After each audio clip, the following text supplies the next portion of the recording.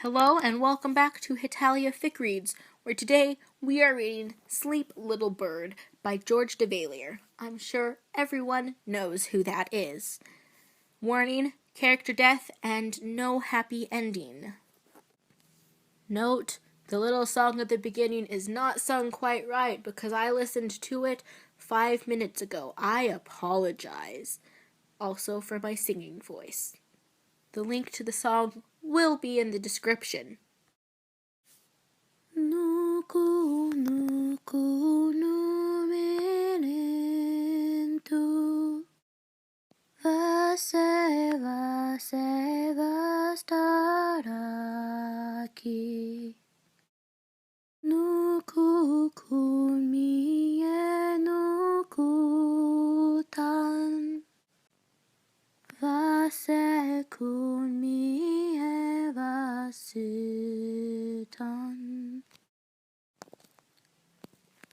That's pretty, said Berwald. What is it?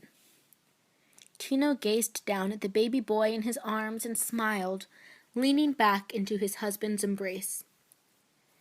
It's a Finnish lullaby. My mother used to sing it to me. It's beautiful.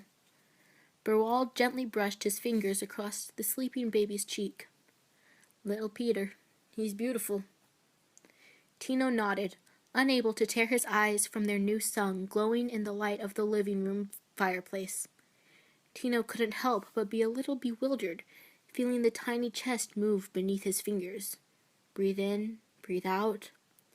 After making their way through countless lengthy and painful legal processes, he and Berwald had finally achieved their dream of completing their family with a child.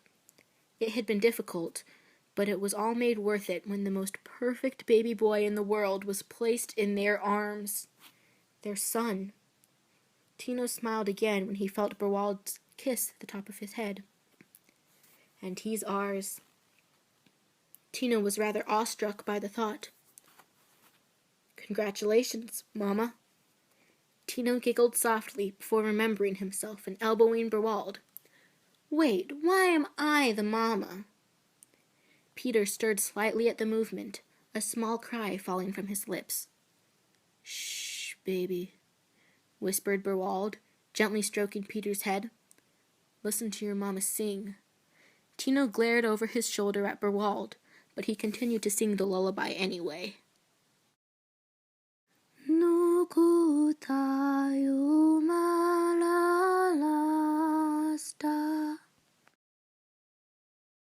Makaota marehainen Kuroki san silmat kini Anauntamunasti. Breathe in, breathe out. The beautiful baby slept on, peaceful, in the arms of the two proudest fathers on earth. What the heck? Said Tino in confusion, stepping through the front door into a house quite different from the one he had left just a few hours ago. Every piece of furniture in the room lay toppled over, toys and boxes littered the floor, and the surround sound system blasted Wagner's Ride of the Valkyries at top volume from every speaker. Berwald! He shouted, unsure if he could be heard over the voice. He made his way down the hallway in trepidation. Peter? Just what is... He was interrupted by a small blue and red blur, rounding the corner ahead and charging straight towards him. Watch out, Mama! The blur cried gleefully. No matter how many times he tried, Tino could not stop Peter from calling that. Peter, why are you riding your tricycle inside? Asked Tino, shouting to be heard over the thrashing strains of Wagner as he jumped out of the way of the approaching red velocipede. He stared at Peter curiously as he passed. And why are you wearing cardboard horns? Papa and I are pillaring the village, said Peter, smiling broadly. Huh? Pillaging? You don't even know what that means, cried Tino. Suddenly, from behind them, came what could only be described as a loud war cry. Tino spun around to find Berwald standing in the kitchen doorway, also wearing cardboard horns and holding aloft a wooden spoon and a frying pan. Tino raised his eyebrows. "Aha! Peter, we've caught a victim," shouted Berwald. "Yeah!" Peter jumped off his tricycle and charged at Tino, throwing his arms around his legs. "Now you have to give us all your stuff," he cried, laughing wildly. Tino blinked a few times in surprise. His husband was not usually the type of person to wear a cardboard hat and run around threatening people with kitchen utensils. "Berwald, what are you doing?" Berwald shrugged. "Teaching him about our cultural history." Tino shook his head, but couldn't stop himself from laughing. Berwald did make quite an impressive Viking, even with a frying pan. "You think I look scary, Mama?" asked Peter, tugging on Tino's pants. He squinted as his makeshift helmet fell over one eye and plastered his blonde hair to his forehead. Tino thought Peter looked like the most adorable thing in the world. He smiled. "You look like the scariest Viking I've ever seen," he said. Peter grinned proudly. Tino wasn't sure that teaching his son to ransack villages, or living rooms rather, was the correct education to be giving him at 4 years old, but Peter seemed to be having so much fun that Tino decided it didn't matter. "But I'm not giving you anything, barbarian!" Tino escaped from Peter's clutches and ran down the hallway with 2 shouting Vikings on his heels.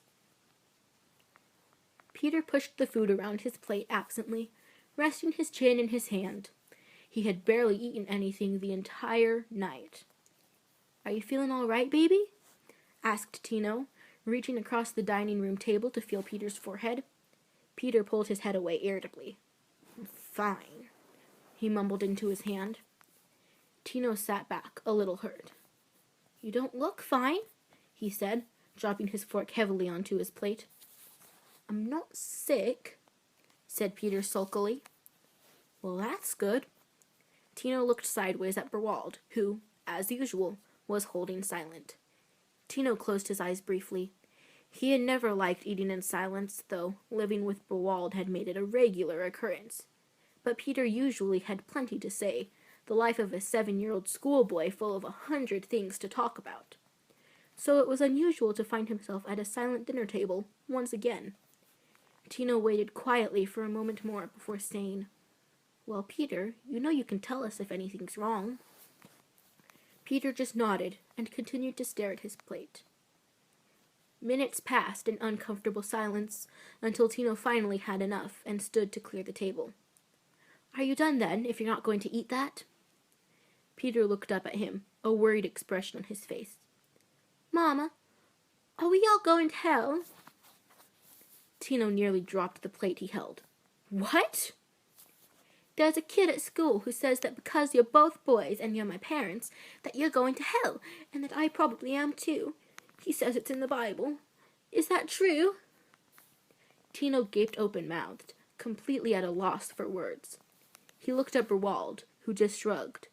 "You wanted him to go to a religious school," he muttered. Tino slammed the plate down on the table.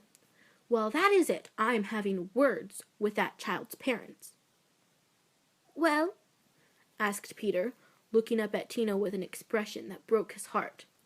Why was this something that 7-year-olds had to worry about? "Baby, Papa and I aren't going to hell because we're both boys. Some people don't like anyone to be different, so they say nasty things like that. It doesn't make it true." Peter bit his lip. He didn't look convinced. "But—" "Vikings don't go to hell," said Berwald simply. "What?" asked Peter, looking up at Berwald. "Well, we're Vikings, and Vikings go to Valhalla."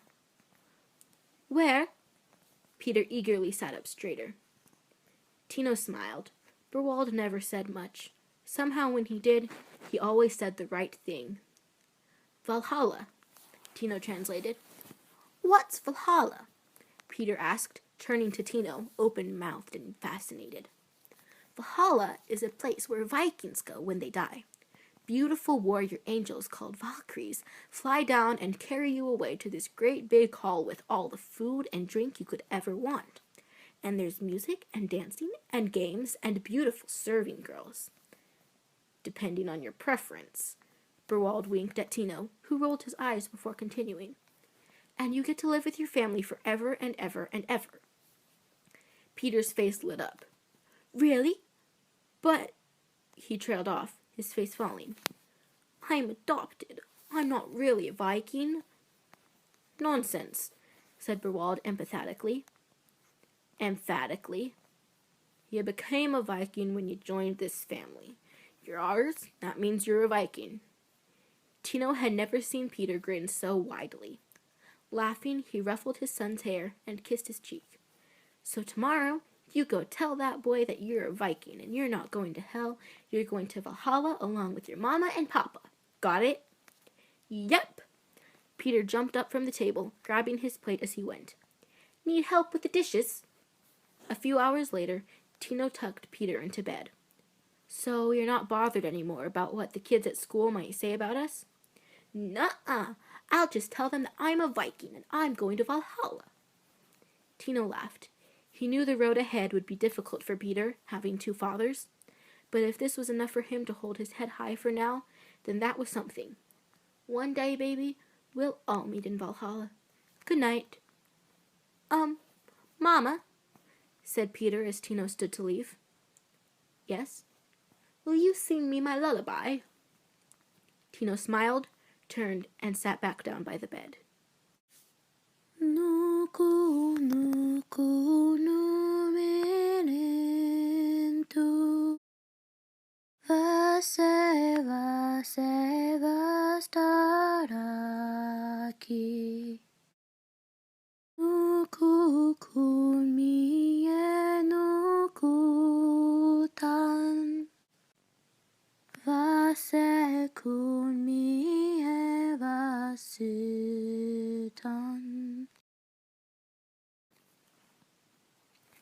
Tino sang, stroking Peter's hair, watching him breathe. Breathe in, breathe out. Thinking how perfect this family was, how wonderful life could be, how unbelievably lucky they all were, until sleep finally pulled Peter under. Whatever possessed that boy to name the puppy Hana Tamago? What does that even mean? Asked Tino, watching through the kitchen window as Peter chased the small white dog around the backyard. Peter had begun asking for a puppy in earnest only a few months earlier, just before his 9th birthday.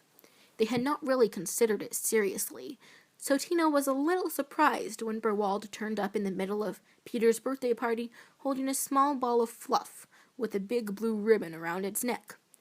Peter had fallen in love with the dog immediately, and the race to give her the craziest name imaginable was on.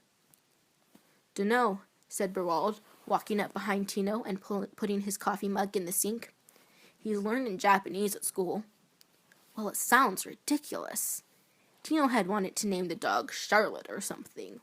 That would have made sense. But Peter was adamant, and she was, in the end, Peter's puppy. No more ridiculous than Tino Väinämöinen. Berwald ducked as Tino turned and swatted at his head. Oh, and I suppose that's worse than Oxenstierna? Berwald grinned and his eyes sparkled. Why'd you think we gave him my name and not yours? Tino opened his mouth to give a biting response about how his name was of deep cultural significance, but was cut off by a sharp, painful cry from the backyard. His stomach dropped and he immediately ran out the back door. Peter was wrong. Tino dropped to Peter's side, where he sat on the grass clutching his knee. I don't know, he panted. My knee. I just fell and it really hurts. Let me see, said Tino, pulling Peter's hands gently away from his leg. He heard Berwald run up behind him. It looks like you might have strained it a little. Let Papa carry you inside so you can rest it a little. I can walk myself, cried Peter indignantly. Tino laughed in relief. Okay, come on. Let's go and watch some cartoons, get you some painkillers, and we'll put an ice pack on that swollen knee. Peter nodded and limped inside, Hana Tamago at his ankles, Tino and Berwald following anxiously behind.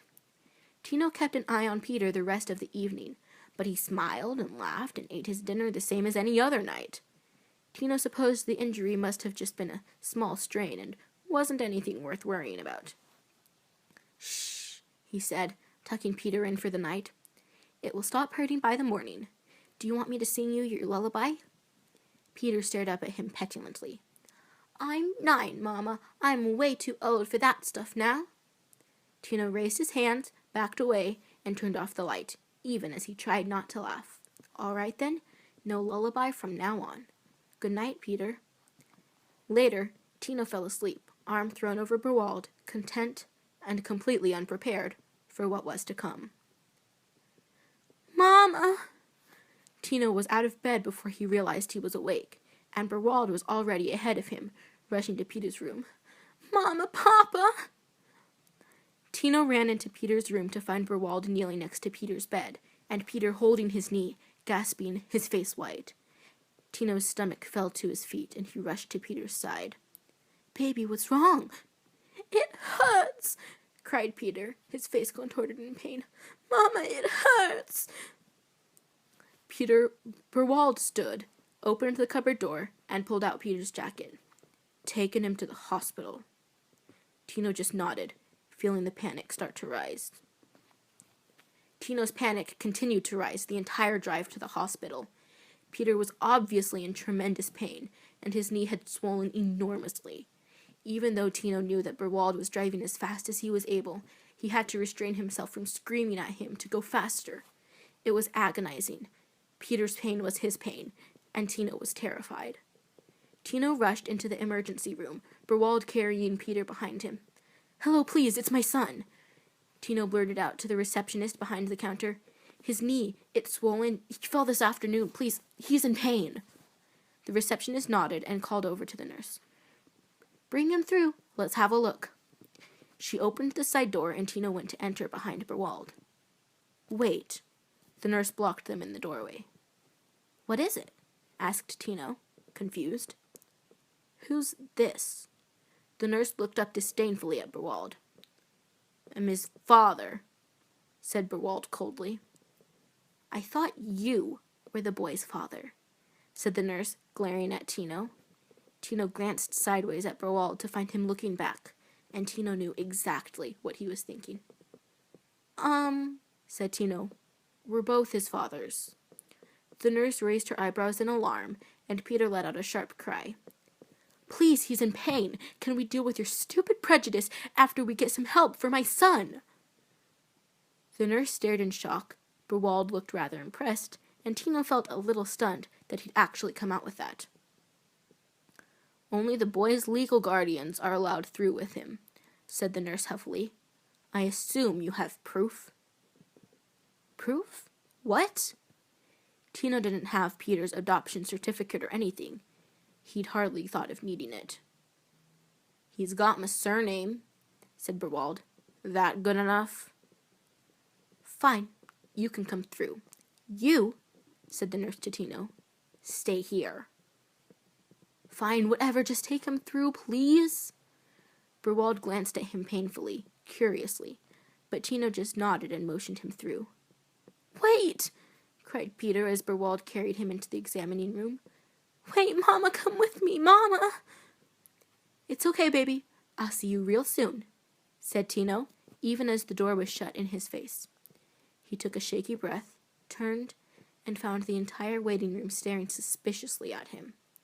Trying desperately not to cry, Tino took his seat and waited, his heart breaking as Peter's cries rang in his ears. "But he just fell. It's nothing. He just fell in the backyard and strained his knee." The doctor nodded understandably. Too understandably. "I'm sorry. Osteosarcoma can lie undetected for a long time. It is quite common that these things are detected like this." Tino was growing angry. The doctor was not understanding him. Tino stared past her at a truly awful painting of a river scene on the wall behind her desk. "No," he said, frustrated. "It can't be cancer. You don't understand. He's perfectly healthy." Tino broke off as Berwald took his hand and squeezed it. The doctor waited a moment before she continued. I'm afraid Peter will have to stay here in the hospital for now. We need to put him on chemotherapy immediately. And then? Asked Tino. He kept his eyes on the terrible painting behind the doctor's head. He'll be all right then, yes? Then we'll be able to take him home. The doctor took too long to answer. It's very early. We'll have to wait and see. Tino wanted to scream. He wanted to throw his chair through the window. He wanted to tell the doctor she was wrong about everything, and that, by the way, she had absolutely no artistic taste whatsoever. But Berwald spoke before Tino had a chance to do any of that. Tino, Peter's been alone for a while now. Maybe you should go back to him. Tino did not wait for the doctor to speak before he stood and walked out of the office. The first thing Peter said when Tino walked into the room was, I want to go home. Tino nodded, his heart breaking at the sight of his son looking so small on a bed surrounded by cold and unfamiliar blinking machines.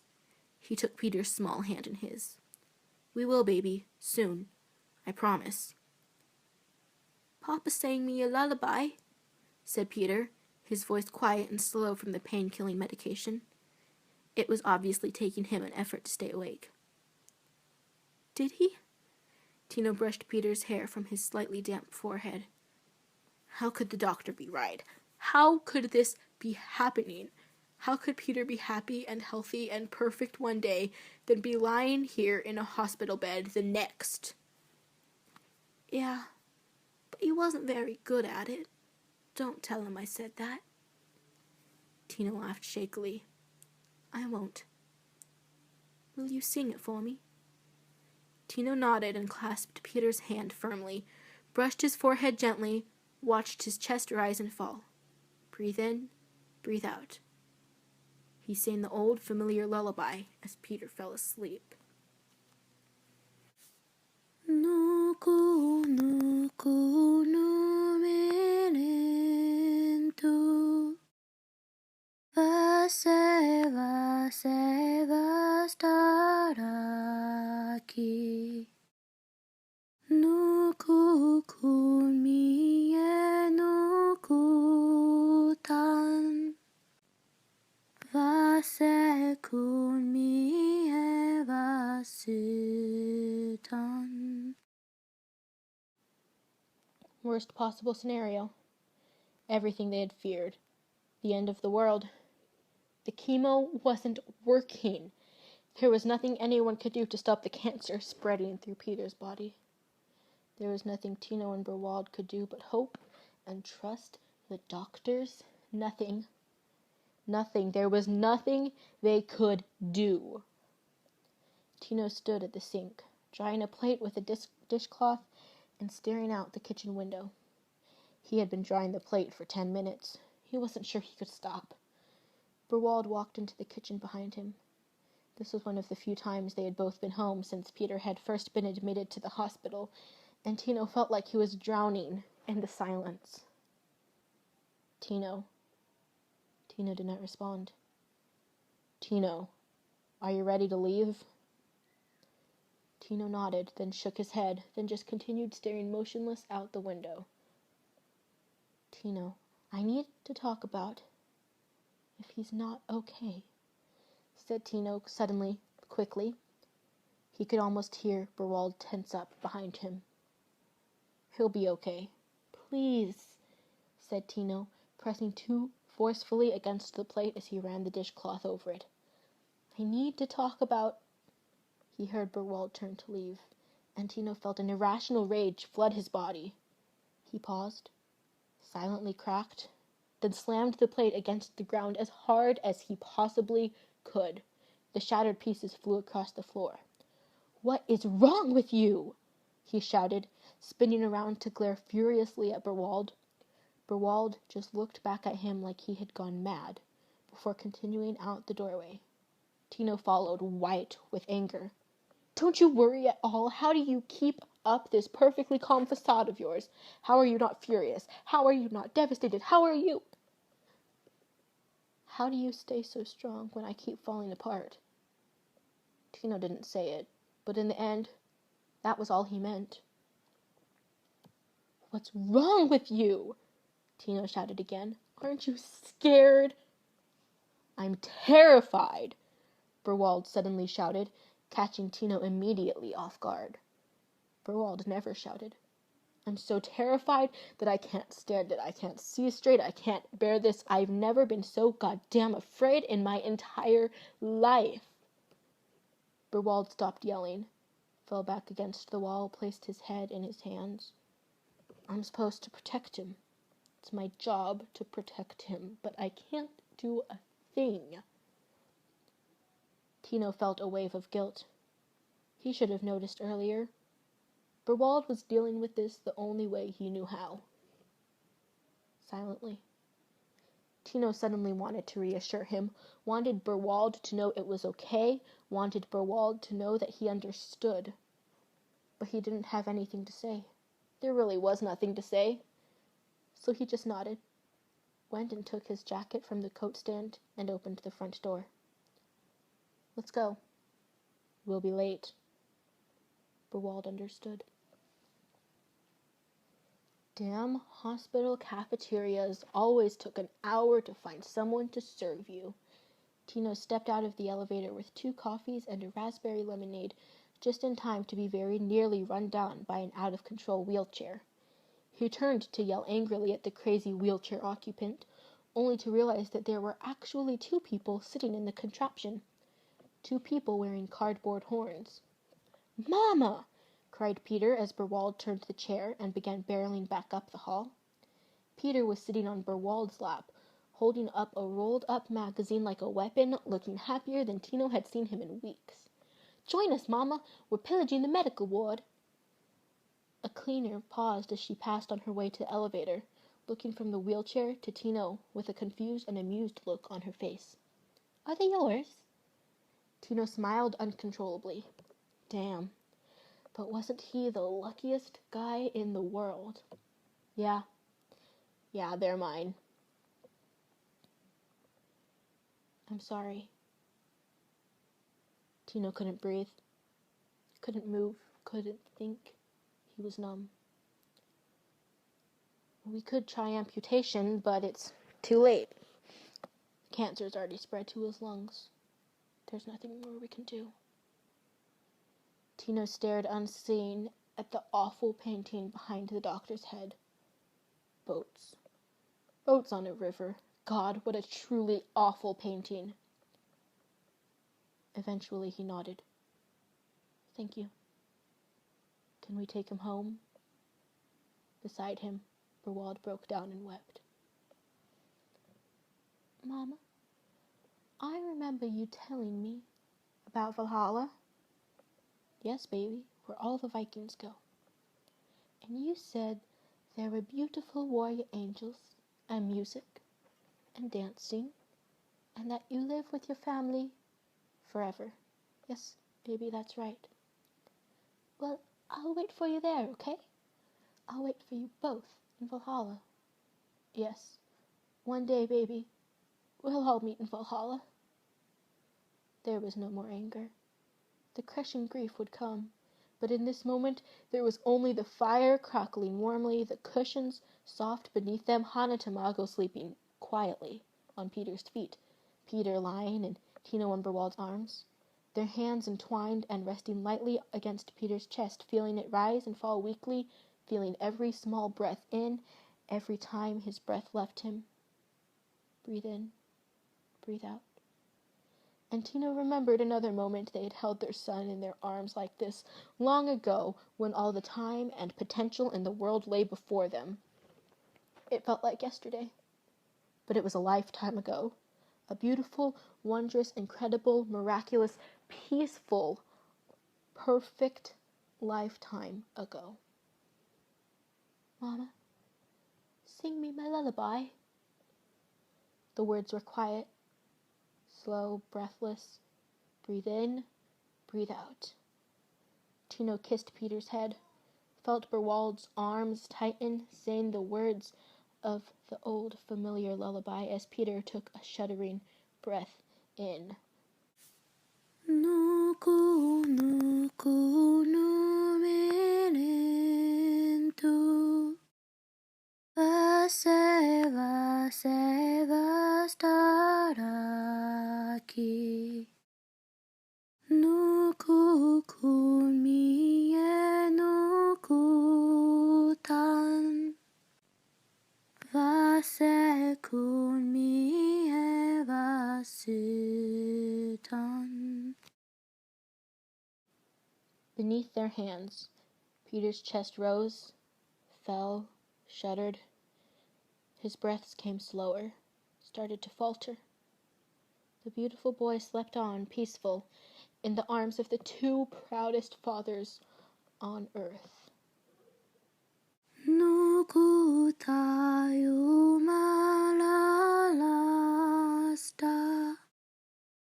makaota marehainen. Breathe in. Kuroki san silmat kini anauntamunasti. Breathe out.